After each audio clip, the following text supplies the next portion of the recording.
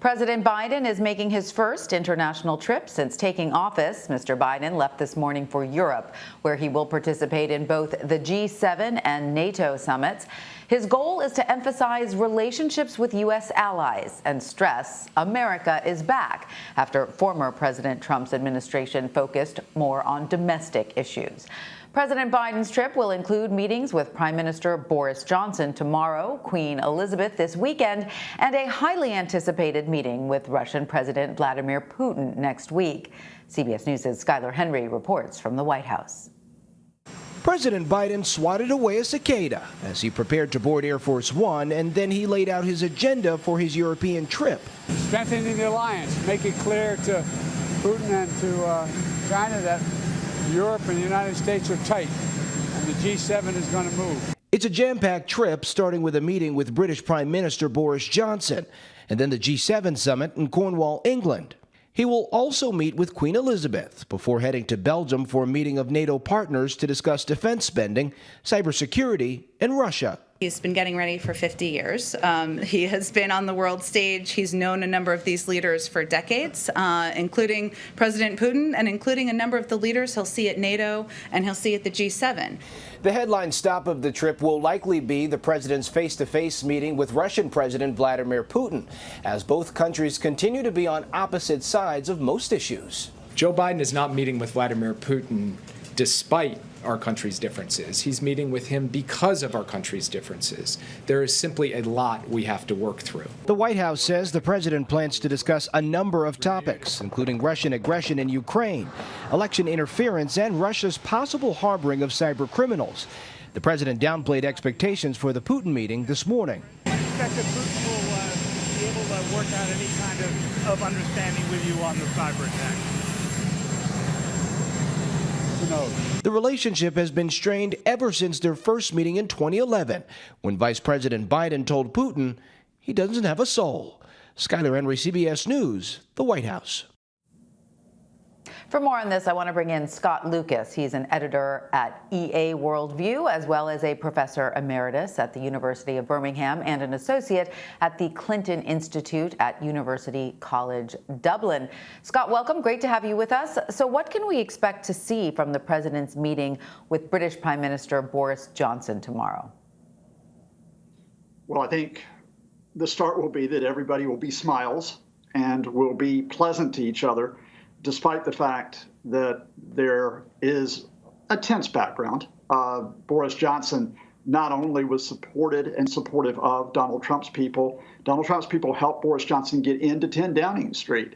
Joe Biden knows that, but now it's Biden and Johnson who are in power, and you have the tension of the immediate issues surrounding, before we talk about the wide issues at the G7 summit, the UK's departure from the European Union over Brexit.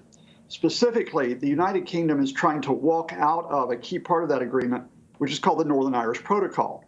And in the eyes of Biden and his administration, to do so would risk the Irish border between the Republic and the North, which of course is on an island which has had decades of violence before the Good Friday Agreement in 1998. Now, how strong a line will Biden take with Johnson to say, look, observe the Brexit agreement, or else you do not get that U.S. trade agreement that you so desperately want? And of course, President Biden has stressed that he wants to renew America's commitment to allies like the UK. How do you think his relationship with Boris Johnson will compare to the relationship Johnson had with former President Trump, sort of above and beyond the stuff that you just discussed? In terms of actual policy, how do you think their relationship will evolve?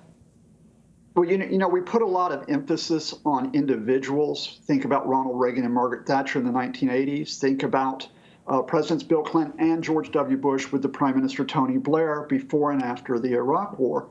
But the real bedrock of this relationship is not at the personal level, because I want to be honest with you, Boris Johnson is considered not only by Joe Biden, but by many leaders as a bit of a lightweight in international politics.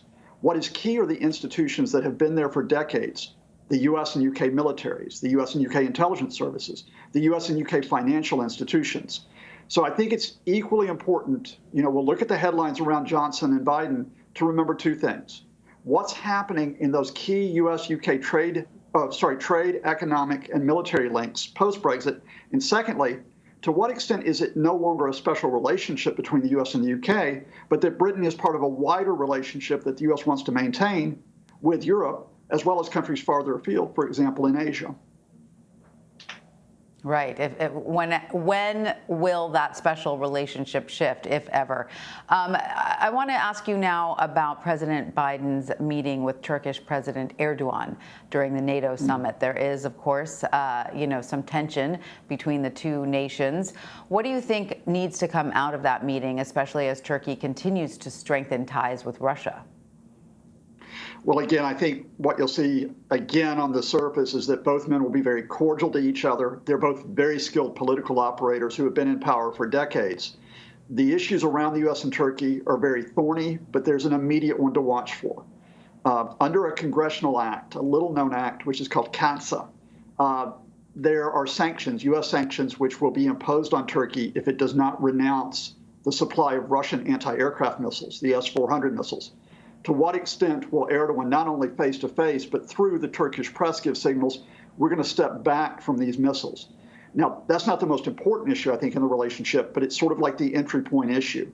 Can the two countries then agree to find a way to navigate the regional crises? They both have interest in Syria, for example, an extremely messy and deadly civil war.